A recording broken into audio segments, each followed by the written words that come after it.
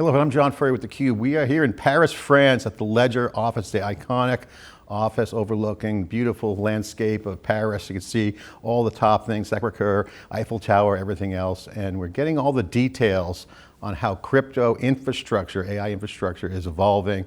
Ariel Wengroff is here. She's the CMO of Ledger. Thanks for spending the time. Thanks for having me.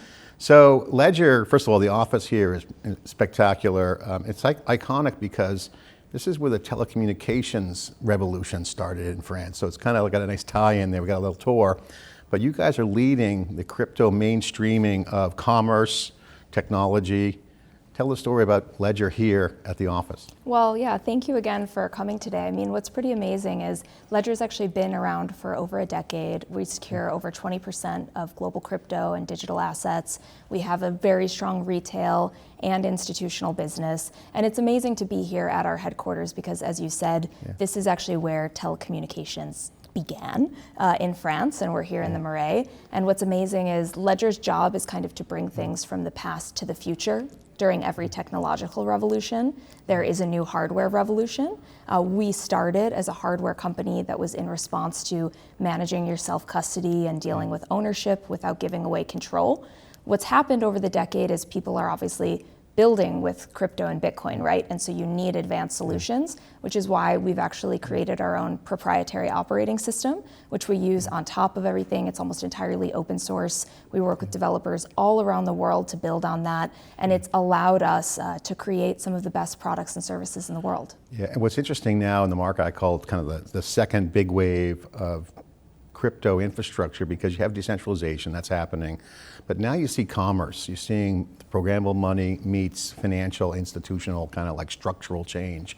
And it's going mainstream. In the US, companies going public, you're starting to see financial institutions start to flex and lean into it, although whether they can be successful, and that's the question. But this new wave and the new brands are emerging, you guys are one of them. What makes you guys different? Because you have a full stack of tech. You get the proprietary custody checked off, but you also have a diverse set of portfolio of technology and products. So it's not, there's a lot going on. So unpack that. What is the layout of the portfolio, and how does that relate to this change that's going on in the market? Yeah, well, you're right. I mean, I would say what's really exciting about what makes Ledger different is it's not like selling Coke versus Pepsi. Yeah. We actually provide the world's most secure self-custody option for retail and institution, and we kind of offer three different main products.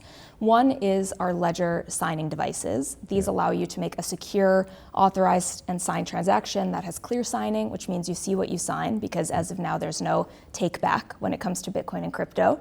The second is we have our consumer services business. So this is where you can buy, sell, swap, earn, all within the Ledger Live app. On top of that, we also have our recovery service, which makes it easier to actually have this one-tap recover for self-custody, which is our Ledger Recovery Key and Ledger Recover subscription service, which actually Ledger Recovery Key we just announced last week, and people are so excited about it, and we have more coming on that, so stay tuned. And in addition to that, we have a card.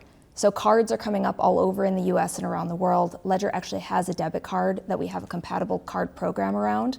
So we offer that in many countries where we have a 1% Bitcoin cash back So when you say option. Card, you mean like a credit card? Or we have a debit card. And what's really exciting about it, and especially, it's about to launch in the US, and what's amazing is not only do you get 1% cash back in Bitcoin, which is great, right? That's like better than most points. Second, you can actually direct deposit your paycheck, which is huge. That means for the first time, I can choose what does a bank mean today. It's actually the best app that's on your phone. Ledger wants to be the best premium app for you for these services.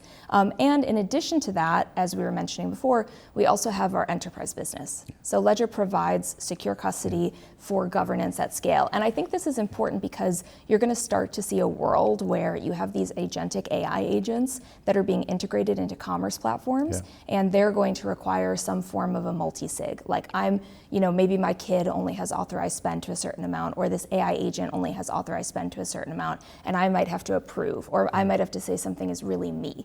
And so that proof of identity, proof of authorization is going to come in more and more, and you'll see an in-between from your basic sort of daily retail needs to that full-scale global business need, and that's really exciting for us. I mean, it's almost mind-blowing because what you just touched on is the consumer problem opportunity, which is people are afraid to lose their key. Right. Or, hey, how do I hold on to it? Yep. Someone's going to steal it. How do I find it? What if I lose my password or the codes? And then the enterprise side, you're talking about real business to business activity. Yeah, You mentioned paycheck deposits. I mean, everyone under the age of 30 pretty much wants this. 100%. We're going through this once in a generation revolution where you have a digitization of all value. And so we're in the same transition in the last generation of this to this for talking on the phone. Now it's what app on my phone is the best bank today, and it doesn't have to mean the same thing. And not everyone will use one thing for everything, right? So we want to be able to be that nimble solution. And self-custody has been challenging in the past for people, which is why a lot of people use exchanges but don't understand that they don't actually own their assets. We want them to own them, to have full choice and control, and we'll continue to build our own proprietary technology that enables that at scale. You know what's interesting is when I talk to people, there's two types of camps. There's I miss the Bitcoin wave. I'm like, no, it's still here. It's not over. Because the ones that did get in, they'd go to a Coinbase, go to an exchange. It's just centralized location of services. You guys have made it completely self-custody. So this is where users are in control. That's a huge deal right now. We're seeing the market shift there. Talk about that dynamic, because I think this is where we're going to see, at least from our reporting, mainstream adoption, because once people realize it's as easy as using an online app for a bank, and that there's an operating system behind it, there's a tech stack. Talk about that transition, because the market's not going to change. You got stable coins emerging. You have all kinds of new things that are evolving. What does it mean to the consumer that's watching, hey, I have an account, I got a Schwab account, I got a Fidelity account, I got all these services, I got mutual funds, I'm in the money market, I'm speculating on stocks. Why not crypto? Yeah, and I would say self-custody is often misunderstood. It comes from a background of seeming harder to use and more challenging. The reality is with the Ledger Live app, you can do everything you would do on an exchange and still have what self-custody truly means, which is just ownership and control. And now it's so easy actually to use it within the app. And I would say for mainstream adoption, 28% of Americans today have Bitcoin, 14% are likely to join in the next year, which means by the end of 2026, you're looking at 1 in 2 Americans having Bitcoin. That means that they're going to be looking for an array of great solutions, and they're going to want things where they might be offered an ETF through a Fidelity, right? Through a Charles Schwab, something of that nature. But instead of just picking that, some might do that, but some might also say, oh, I actually want to have control over this because I can make great value. Why should I be paying a fee to a bank or to a service that I don't need to? Or I can lever the Bitcoin. Yes. There's services out there that are coming online, staking the coin. Yeah. People tend to have this image like, okay, what if someone home invades me, forces me to get my password, or what if I lose it? What if I forget the password? How does this self-recovery, talk about that dynamics. I think this is the misperception out there, the ease of use. Talk about the ease of use, and then how do I get Ledger? Yeah, I mean, 2 things. One, if you want to get a Ledger, you can just go to ledger.com. Also, if you're in the States, which I assume most people are who will be watching this, we sell at Best Buy, and there's a Best Buy 15 minutes drive from any single American in the entire country. So if you'd prefer to get it that way, you can. Otherwise, you can just go to ledger.com. Second, I would say, every day there are home invasions, there's phishing attempts. I have to get 15 text message of codes to log into any app that exists in the world today. So crypto is no different than that. It's just something that I think people like to ascribe a certain sort of attitude around. I would say in terms of recovery, with Ledger Recovery Key, you'll be able to actually create a backup of your secret recovery phrase. So it shouldn't substitute the written thing you write down, but we first and foremost understand it's unrealistic to keep a piece of paper for 100 years. And so you need a different secure solution for that. And second, if you want something that's even more sort of an additional layer, you can get Ledger Recover, which we do in partnership with CoinCover. You'll be able to, you provide your identity, you do a paid subscription service, but then you can always get it back. In 2014, I was trying to find my Bitcoin. I'm like, it's somewhere. I was going through all the hard drives. People lose things all the time. So that's a factor. Yeah. Talk about how you guys solve that problem. Well, if you lose something, so if you lose a ledger, actually, as long as you have your secret recovery phrase, you can just buy a new one and set it up. It's called Restore. And actually, it's amazing. You could leave, if that ledger down there was yours, I could leave it here, I could forget about it, doesn't matter, I can get a new one. That's a huge misconception. The second would be what I mentioned before about Ledger Recover and Ledger Recovery services, right? In terms of replacement and making sure you don't feel so reliant on the piece of paper. And the third is you're going to continue to see easier and easier ways to use these types of products and services over time. And that's why, you know, we've recently made a partnership announcement with the San Antonio Spurs. Part of why we did that is because they have one of the youngest teams, French history, but also Texas per capita has some of the most college students in the country. These are individuals that are learning, what is the future of digital financial literacy? How should I be thinking about what I control, what I have access to?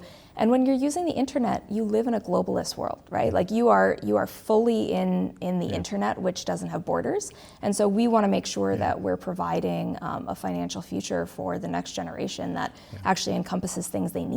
Yeah, it's going to be amazing. I think the TAM, the total addressable market's massive for you. Can you speak to like the opportunity? Because again, anyone under the age of 30 will probably want this, will have it.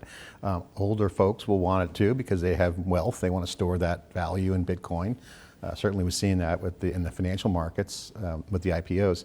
Talk about the TAM and how you guys are attacking that in terms of educating folks, and what are you guys doing? Well, what's interesting is Ledger, as I mentioned, secures over 20% of global crypto. And what that means is we have some of the highest net worth users in the world. Now, what that continues to say about us is we will always want to lean towards premium, right? It's easier to start as premium. It's harder, but it's better to start premium and then have choice afterwards. But on top of that, that means that we've sold about 8 million devices. And so there's a huge opportunity for us in terms of, you know, you have probably about 450 million crypto users in America. You have about 1 billion people around the world that have interacted with crypto in some capacity. And you have about 6.5 billion people who actually have a smartphone. So if you think about the trajectory of people using the internet, people getting a smartphone, people thinking this would be a part of their daily life, then you think about that now with crypto. Okay, we've got 8 million devices sold. We've got about 400 million in crypto in the US, and we've got so much more coming. So it's a pretty incredible TAM for Ledger, and it shows the opportunity ahead for the business. Well, you guys have a great strategy. I love the fact that you got the enterprise and the consumer and the tech stack, and you have the operating system. As you look at the market, ecosystems and partnerships are big. You mentioned the Spurs. Obviously, that's great for distribution. What kind of ecosystem do you guys see Ledger developing and investing in? What's the plan? What are you guys optimizing for? Well, we continue to really invest in Ledger Live. Instead of it being, I learned about crypto, I bought some, I realized it could be scary, maybe I should get a Ledger. We're really pushing more towards, I'm interested in getting some crypto, I should get a Ledger because it gives me access to the best ecosystem through Ledger Live. I have the best exchange partners in there. I can do my taxes, I can spend on my crypto card, I can do, my entire world is in my Ledger, and I'm going to continue to invest and build on that. And we're optimizing for exchange partners to be able to make that the true existence for new customers. Yeah, Ariel, one of the things that's happening in the world, I'd say old way, new way, go back only 5 years or so, even more, but the AI wave is forcing people to rethink what they have, whether it's a point solution, best of breed. You start to see platformization happen. You guys have taken that system view, which is cool. As you look at this system effect, the platformization, everyone's thinking about this. You guys had kind of come out. How do you guys compare versus other solutions out there? Because there's point solutions, there's kind of typical best of breed, but if it's not integrated, there are challenges. How do you guys relate to those competitors and other approaches? How would you speak to that from an opportunity standpoint, or give people confidence that, hey, you know, the systems approach is different, and why it's different, and what are the benefits? There's two factors. One is we've built with security as the underpinning of everything we do. So the secure element technology in our device is in the credit card and passport that you carry with you on a daily basis or on a regular basis, and that's what we use to the secure screen technology. So AI and crypto actually go hand in hand. They're sort of yin and yang. AI creates abundance and crypto gives scarcity. So you're going to actually need more and more. I'm proving who I am, I prove I signed that transaction, I prove that this is me on a dating app, I prove this is me applying to college. And so Ledger will be able to actually provide that proof of you for these types of experiences. And then in the future, there's a lot of conversations about AI and quantum, and being a part of actually giving your value to a system that's quantum ready. Ledger is already preparing for this future. And so I would say we're one of the most technologically advanced out there, and we won't compromise on advancement to forego security. And so users can always feel confident that that's the most important thing that we'll be putting forward, which really does set us apart because others are actually making sacrifices for user adoption, but that's short-term churn versus a long-term business. Got it. And the other thing that's interesting is that the best companies on the AI side are investing heavily in R&D. You guys have an R&D culture here. Speak to what you guys are doing there. What's the mindset? What's the focus? I mean, our Ledger engineering team is incredible. They actually tend to be mainly French, because as I mentioned, the French have a strong history in security engineering. And R&D is a really important piece of what we do. You know, Tony Fadell, who invented the iPod, invented Ledger Stacks, is on our board. We announced that at the end of 2024. And the way we think about R&D is what actually do users need? Not what would seem like the sexiest thing to sell immediate devices, but what's really a painkiller, right? And from an R&D perspective as well, we're always thinking, what can the chip do that others wouldn't think about going forward? And so we'll always kind of keep that vertical importance as we're thinking about the future of innovation, but really looking at continuing to build secure services and identity. It's interesting, when I interview companies, it's always, they get to a spot and sometimes it's not what you thought. You guys started with the hardware, security first, and then now you have the system. But I think you had to start there for Ledger because what Ledger was created in response to was that there was no hardware to secure a new technology that was really created in response to the 2008 financial crisis. And that's why our CTO in 2017 actually created the Ledger Donjon, which is really amazing because it's a team of white hat hackers that actually work to not only protect Ledger, but the whole ecosystem at large. And so we really look at it as, you know, software is constantly in iteration. Security is never static. So you actually need a physical device that separates from the internet to make sure that your secret recovery phrase is maintained. Otherwise, actually anything that you're doing going forward has no chance. Yeah, and people can find out more here. You guys have invested in content. One of the things I like about Ledger, besides the cool tech and the ease of use piece, which I think you're nailing, is you have a content farm here. You guys are banging out a lot of content.